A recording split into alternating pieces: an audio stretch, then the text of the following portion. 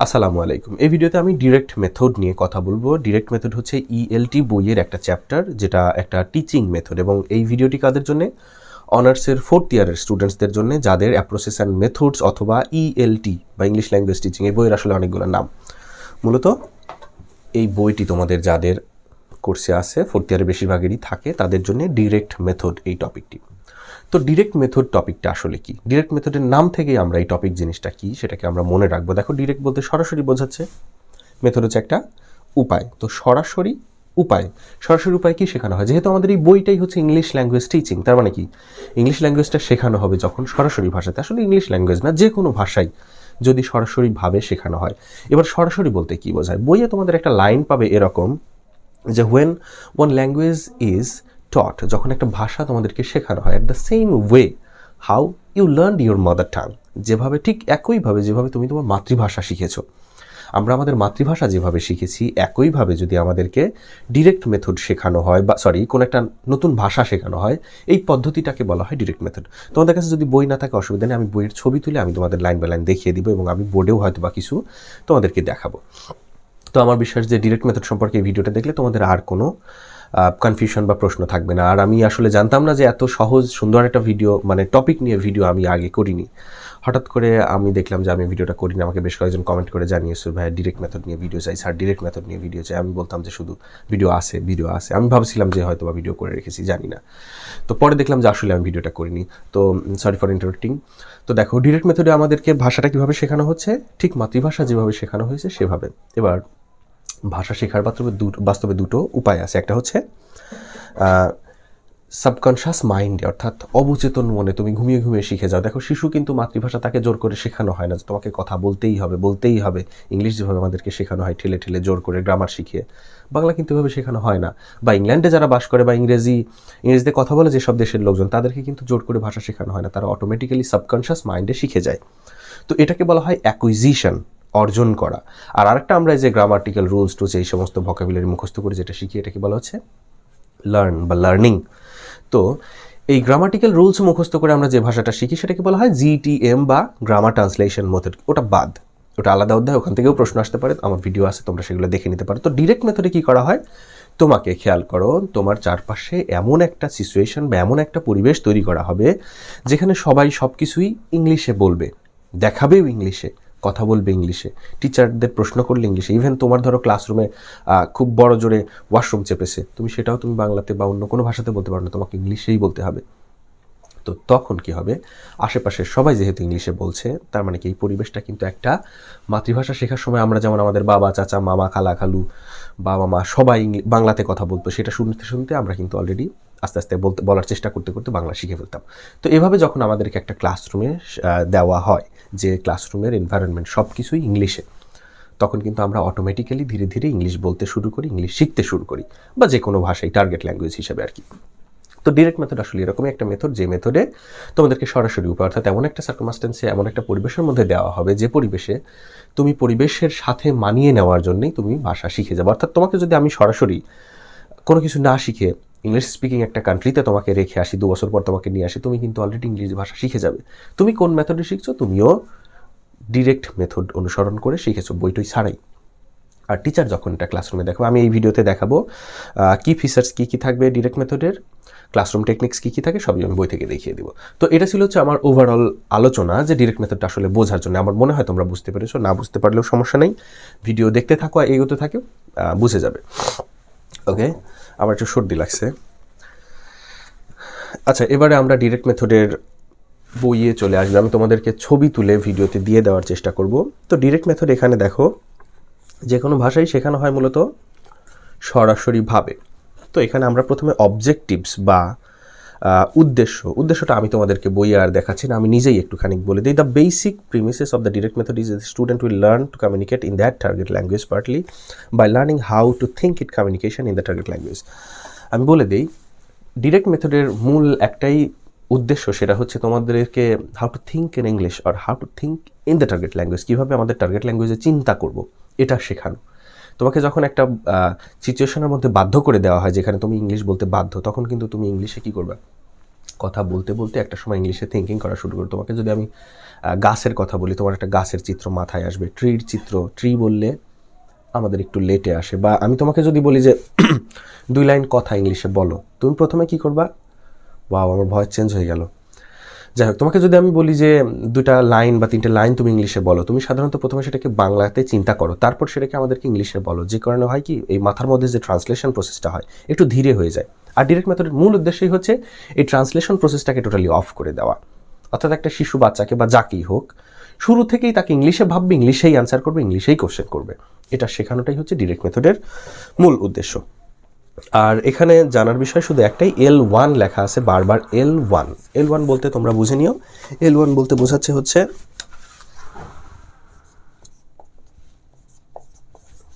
L1 এবং L2। L1 হচ্ছে মাতৃভাষা অর্থাৎ বাংলা, L2টা হচ্ছে আমাদের টার্গেট ল্যাঙ্গুয়েজ বা যে ভাষা শিখতে যাব এই বইয়ের ক্ষেত্রে হচ্ছে সেটা ইংলিশ। তো মাদার টাং, টার্গেট ল্যাঙ্গুয়েজ। ওকে, এবার আমরা কি ফিচার্সগুলো দেখি। এখানে 8টি কিওয়ার্ডস দেওয়া আছে, আমি বেশ কয়েকটি পড়ে দেবো, বাকিগুলো তোমরা এখানে যেহেতু ছবি দেওয়া আছে তোমরা দেখে নিতে পারো। মিডিয়াম অফ ইনস্ট্রাকশন অর্থাৎ কিভাবে বা কোন ভাষাতে পড়ানো হবে। তোমাদের একটা খুবই দুঃখজনক ইনফরমেশন আমি দিই, তোমরা যারা বাংলাদেশে প্রাইভেট ইউনিভার্সিটি ছাড়া এবং পাবলিক ইউনিভার্সিটি ছাড়া অনার্স ইংলিশ করছো, তাদের কিন্তু প্রত্যেকেরই মিডিয়াম অফ ইনস্ট্রাকশন হচ্ছে বাংলা। অর্থাৎ তোমরা বাংলা ভার্সন ইউনিভার্সিটিতে, বাংলা ভার্সনের কলেজে ইংলিশে অনার্স করছো। এবং যদি আমাদের এই মিডিয়াম অফ ইনস্ট্রাকশনটা ইংলিশ হতো, তাহলে তোমরা কিন্তু আইএলটিএস দেওয়া ছাড়াই বিদেশি ইউনিভার্সিটিতে অ্যাপ্লাই করতে পারতে, বা যাই হোক, এই সমস্ত কথা পরে কখনো বলবো। 1 নম্বরটা হচ্ছে মিডিয়াম ইনস্ট্রাকশন। ডিরেক্ট মেথডে যখন মানুষকে ভাষা শেখানো হবে, তখন ইনস্ট্রাকশনের ভাষাটা কী থাকবে বা মিডিয়ামটা কী থাকবে। Classroom instruction is conducted exclusively in that target language. যে ভাষা শেখানো হবে সেই ভাষাতেই কথা বলা হবে, সেই ভাষাতেই অবশ্যই। এখানে আমি কিছু আরও বেসিক বিষয় বলে রাখি। আমার কাছে আরও একটা বই সাধারণত থাকে, সেই বইটা নেই, ওই বইয়ের কিছু ইনফরমেশন আমার খেয়াল আছে। ডিরেক্ট মেথডে কী কী ব্যবহার করা হয় না। বাইলিঙ্গুয়াল ট্রান্সলেশন, আমরা যেটা করতাম, বাইলিঙ্গুয়াল ভোকাবুলারি অর্থাৎ দো ভাষায় vocabulary, Bangla to English, English to বাংলায় যে ট্রান্সলেশন এবং ভোকাবুলারি শেখা, এটা কখনোই অ্যালাউ করা হয় না। দ্বিতীয়ত, grammar is not focused here. এখানে গ্রামার একেবারেই ফোকাস করা হয় না, যেহেতু ডিরেক্ট মেথড এটা আসলে কোন কোন স্কিলকে জোর দেয়। Only listening and speaking, writing এবং রিডিং, এই দুটোকে এখানে গুরুত্ব দেওয়া হয় না। সরি, রিডিং, ইয়েস, রিডিং এবং রাইটিংটাকে খুব একটা গুরুত্ব দেওয়া হয় না, শুধুমাত্র শুনবে এবং কথা বলবে, অর্থাৎ কমিউনিকেশনের জন্য ডিরেক্ট মেথডটা বেশি গুরুত্ব দেওয়া হয়। তো এখানে এই যে বাইলিঙ্গুয়াল ভোকাবুলারি বা ট্রান্সলেশন, এটাও গুরুত্ব দেওয়া হয় না, বা ট্রান্সলেশনটা মূলত শেখানোই হয় না। ইভেন তোমাদের যদি ভোকাবুলারি শেখানো হয়, সেটা ইংলিশ টু ইংলিশ শেখানো হয়।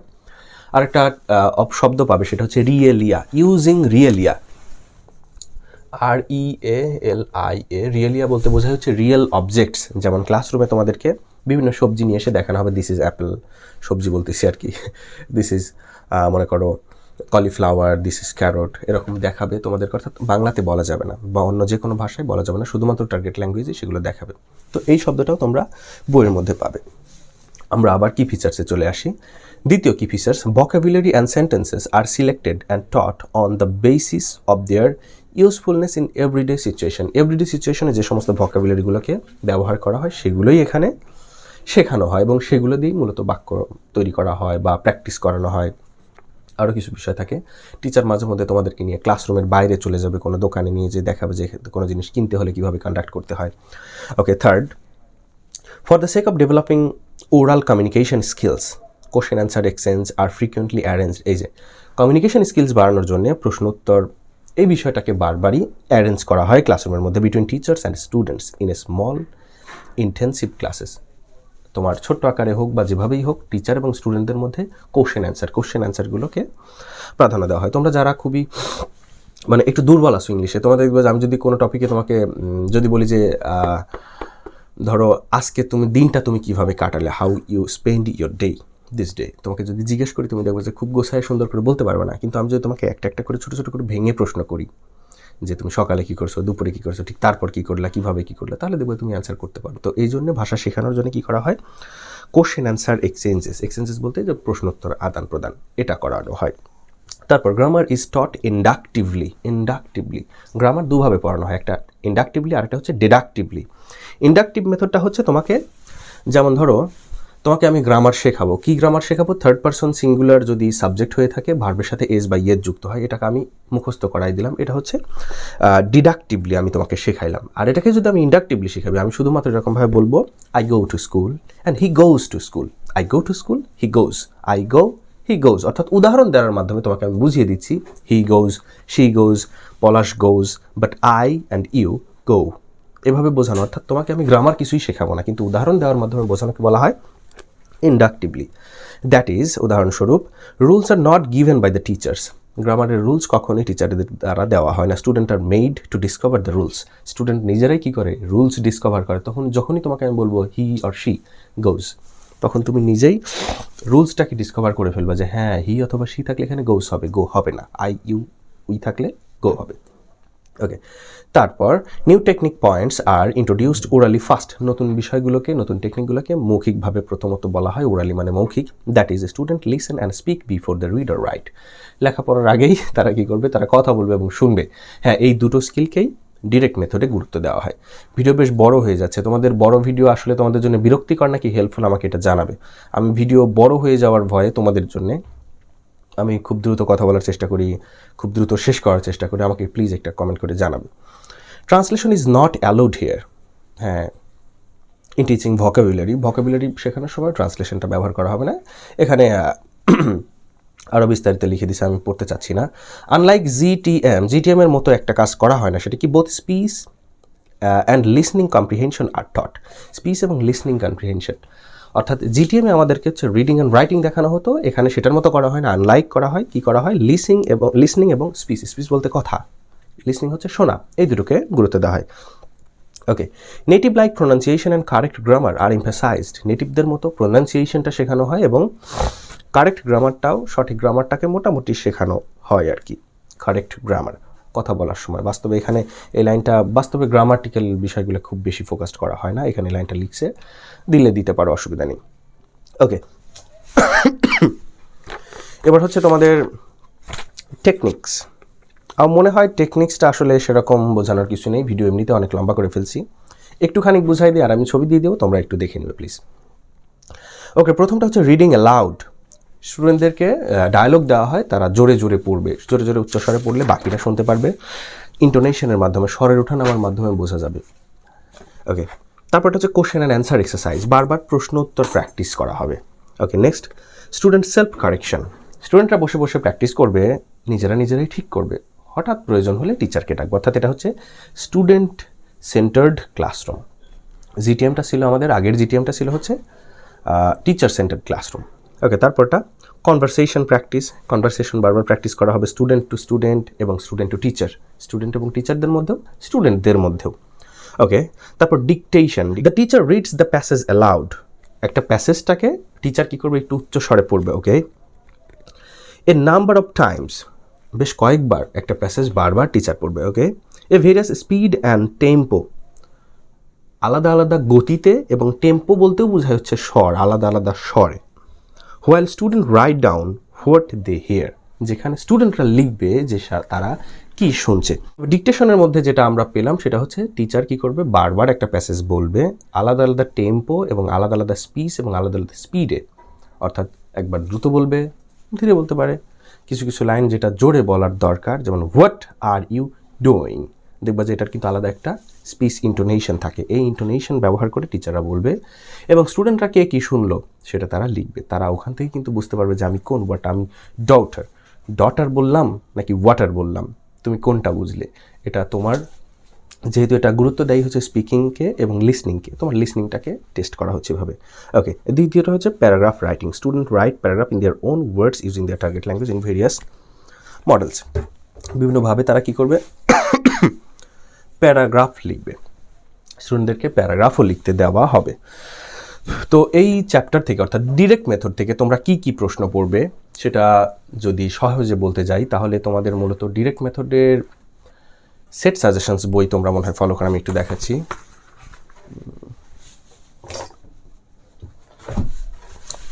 এটা হচ্ছে সেট সাজেশনস। এটা আমার কাছে পুরাতনটা আছে, 2000 কত সালে, এটা 19 সালের। তোমরা 20 সালের সেট সাজেশন অবশ্যই কালেক্ট করে নিবে এবং 20 সালের এই সেট সাজেশনস থেকে এই ডিএম অধ্যায়ে বা জিটিএম প্রত্যেকটা অধ্যায়ে যে প্রশ্নগুলো দেওয়া আছে সেগুলো পড়লে তোমরা পরীক্ষাতে কমন পেয়ে যাবে। আর সাজেশনস অনেকেই চাও সাজেশনস, তোমরা এই বইটা ফলো করো এবং এখানকার সব অধ্যায় পড়ার দরকার নেই। মানে এই বইয়ের সব অধ্যায়, এখানে 40টার মতো প্রায় অধ্যায় আছে, সব অধ্যায় পড়ার দরকার নেই। দেখবে যে আমি ভিডিও দিচ্ছি সম্ভবত 7-8টা অধ্যায় থেকে, ওই কয়েকটা পড়লেই এনাফ। তবে ওই অধ্যায়গুলোরই শুধুমাত্র যে ভিডিওগুলো দেওয়া আছে সেগুলোর সাথে তোমাদের সেট সাজেশনে ওই রিলেটেড টপিকে, অর্থাৎ আমি ধরো ডিএম থেকে বা জিটিএম থেকে একটা বা দুটো ভিডিও দিলাম, যদি কোনো টপিক বাকি থেকে থাকে সেটা তোমরা ওই টপিক থেকে পড়ে নিবে। অর্থাৎ আমি শুধুমাত্র ইম্পর্টেন্ট টপিকগুলোই ভিডিও করেছি যেগুলো তোমাদের পরীক্ষাতে এগুলো থেকেই প্রশ্ন হবে, কিন্তু তোমাদের ওই টপিকগুলোর প্রশ্নগুলো পড়ে নিতে হবে সেট সাজেশনস দেখার মাধ্যমে। অবশ্যই নতুন সেট সাজেশনস, এটা কিন্তু পুরাতনটা দেখলে হবে না, নতুনটার মধ্যে একটু কালার চেঞ্জ করা হয়েছে। যাই হোক, তো ভিডিও এগুলো তোমাদের জন্য হেল্পফুল হচ্ছে কিনা অবশ্যই আমাকে কমেন্ট করে জানাবে। আর রাতে হঠাৎ করে আমি ঘুম থেকে উঠে ভিডিও বানানো শুরু করে দিছি, তো কমেন্ট করে জানাবে কিন্তু অবশ্যই। আর চ্যানেল অবশ্যই সাবস্ক্রাইব করে রাখো। তোমাদের পরীক্ষার মধ্যে গুরুত্বপূর্ণ কিছু টপিক নিয়ে আমি প্রায় ভিডিও আপলোড করে দিই, সেজন্য ভালো থেকো, সুস্থ থেকো, সাবস্ক্রাইব করে রাখবে। আল্লাহ হাফিজ।